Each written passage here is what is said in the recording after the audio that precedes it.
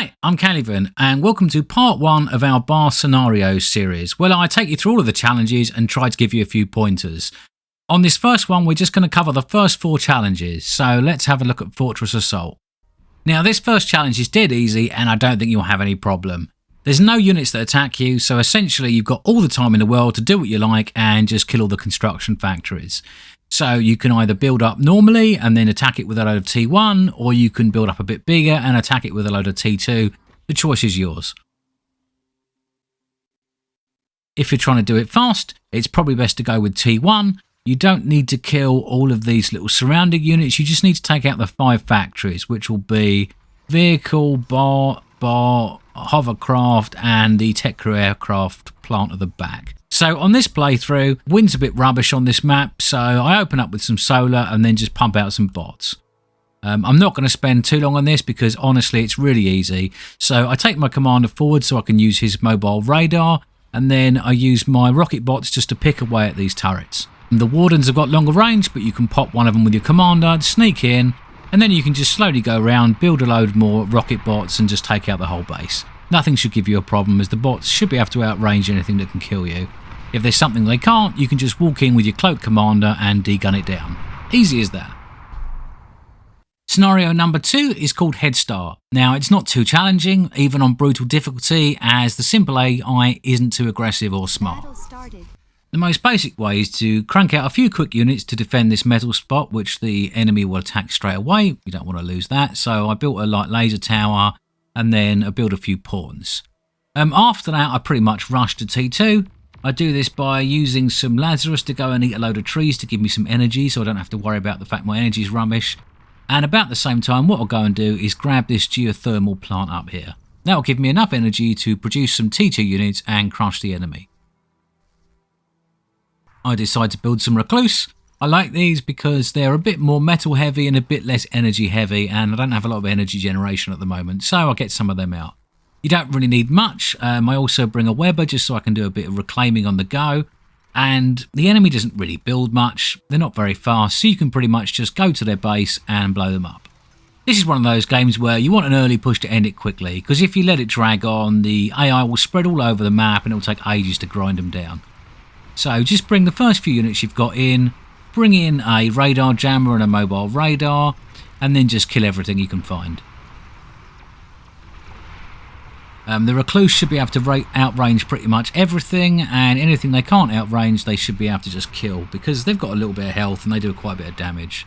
And that wraps it up. Very easy challenge, even on brutal. I don't think you'll have a problem whatsoever.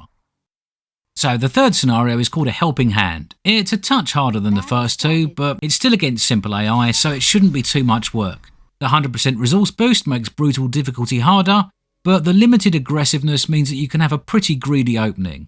I normally capture quite a bit of metal first. If we put it on 6 speed, we can see I'll go through and do that. Not bothered with any energy generation now, but wind's a bit rubbish, so I'll crank out a couple of solar panels just to make sure, and then I'll get a vehicle plant. The reason is I want some nice tough T1 units, and the Stout, or if you're core, the Brute, is probably the best thing in that category. So I'm just going to capture more metal, I'm going to spread out, and then I'm going to get the Geo to give me some early energy. I will be quite energy starved if I've only got 4 solar collectors up at the moment, but there's plenty of time to remedy that. You've got 2 allies on this. Now the allies don't get the resource boost that your enemies do, but the enemies are only the basic AI, so they don't tend to play very smart. As an example, this guy's decided to open with a vehicle plant and a bot lab and a hovercraft platform and an aircraft plant. And I think you'll find that most of the simple AIs do something similar, so they'll sink a lot of their resources into stuff they don't really need and isn't that useful. I'll get a load of brutes out, or stouts rather, and I'll push forward to the middle of the map, and my aim is just to try and cripple one with stouts while reclaiming everything I can. Obviously I've gone vehicle, so I don't have any bots for that, but I've brought a couple of cons with me, which shouldn't be a problem. And I'll build a few basic anti-air defences knocking around just to keep the planes at bay. I like to get up a chainsaw because they've got great range and really good DPS. As you can see, the Easy AI is just sending in a really weird collection of odd units and constructors which aren't much of a problem for my brutes. and I can just easily stomp them down. And then what I'm going to do is go into the corner and just take the first one out.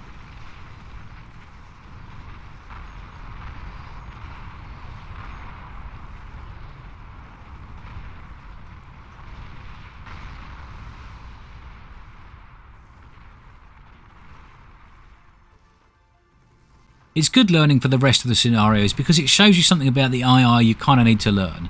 And that is, you're often outnumbered, they've often got more resources than you, so what you want to do is use early aggression to take them down before they really get going. If you wait too long, they'll get to T2, they'll build loads of powerful units, they'll expand over all the map and you'll really struggle to beat them. But if you put a lot of pressure on early, you shouldn't have a problem. I'm just building loads and loads and loads of stouts and using them to take the enemy down. If we look at this base, we can see this is a typical easy AI base. Everything is just, it's almost like they're building at random here. But at this point we've knocked down 2 of their commanders. One of them's up. I think he stays alive for quite a bit on this one because I'm assuming he's in the base. Well, I think my ally actually goes through and kill him after a while, so the game ends there. There you go, not too challenging. I don't think you'll struggle on this one, even on brutal difficulty. Just remember, don't sit back in your base. Expand out, push forward, capture lots of metal and build lots of T1 units. And don't bother going to T2 until you've got loads of metal and energy. The final challenge we'll look at in this first video is Safe Haven. This is the first scenario that can be a little difficult as you're pitted against one of the barbarian AI bots, a far more challenging AI. On normal difficulty, you can pretty much have a regular game and things should turn out okay. The trick to beating this AI is to pretend it's a human in the early game. It will build fast scale units, it will dodge your defences and it will try to get to your metal extractors and your base to harass you whenever it can. This means you can't be too greedy. Make sure you build a couple of light tanks or bots to protect your initial investment, and then push out to the bridge and hold it down with 10 or so units and a couple of light laser towers. I normally start with 2 mechs, 2 solar collectors and then the final mechs and a bot lab. After this I move my commander to the bridge area and get a couple of light towers up to stop the scouts and other fast units getting through, while my bot lab builds a construction bot. This is the first scout, but my commander's in the right place, takes it down, builds a light laser tower and this will stop any more coming through. While this is happening, my lab is producing a con, 3 res bots and 2 more cons. The 3 res bots go and eat up all of the trees to give me plenty of energy, while 2 of the bots go and build the geo. I then use the bot lab assisted by the last con to produce 15 plasma bots, while my commander captures all of the other metal spots, builds energy storage and then returns to the front. I then take the fight to the enemy. I try and push across the bridge and kill what I can, using my commander to repair any damage, and the 3 res bots I build early to pick up the fallen and hopefully expand my army with the enemy's wrecks.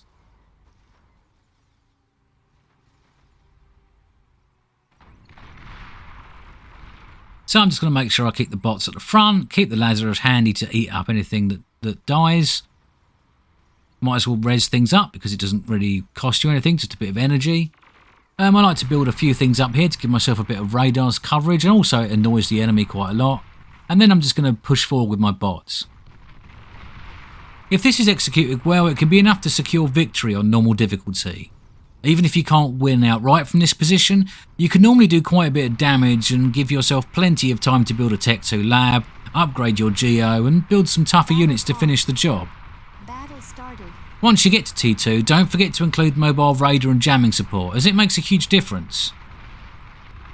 On this playthrough I think I actually lost my commander because I wasn't paying enough attention, but I did enough damage that it didn't matter. I kept the AI busy for long enough that... Oh yeah, here it goes. Yeah, I wasn't paying attention. But like I said, it didn't matter. I kept the AI busy for long enough and I did enough damage that I was able to tech up behind this and then just crush it with T2 units.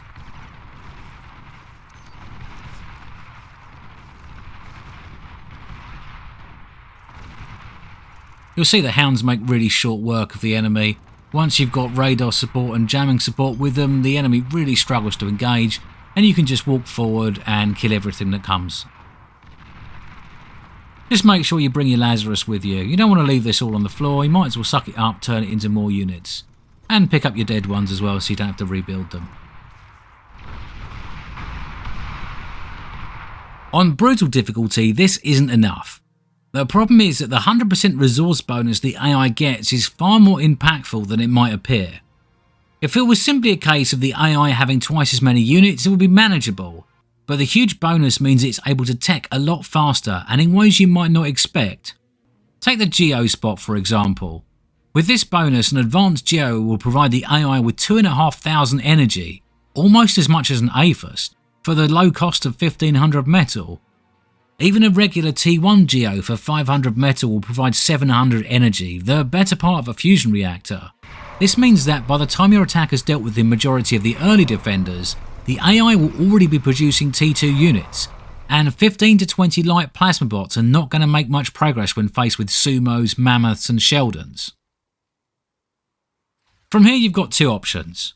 If you're a real expert at the game, I'm sure it's possible to use some precision micro and perfect macro to beat the AI in a land war. However, I have neither of those, and if you've gone looking for a guide, then chances are you're in a similar situation as me. For us regular folk, the answer is clear. We turtle up a bit. We use lots of long-range weapons and radar jamming to keep the AI at bay, while we exploit the two things that it struggles with: coordinated anti-air and anti-nuke defense. I decided to build a bunch of pulsars and a mixture of recluse and hounds to keep the bridge clear, and then I use my cloaked commander with jamming cover to degun the occasional juggernaut that comes through.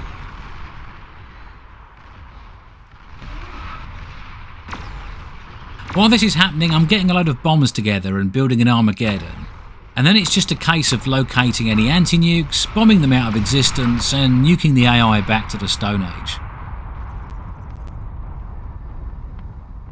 This feels like the best option to me.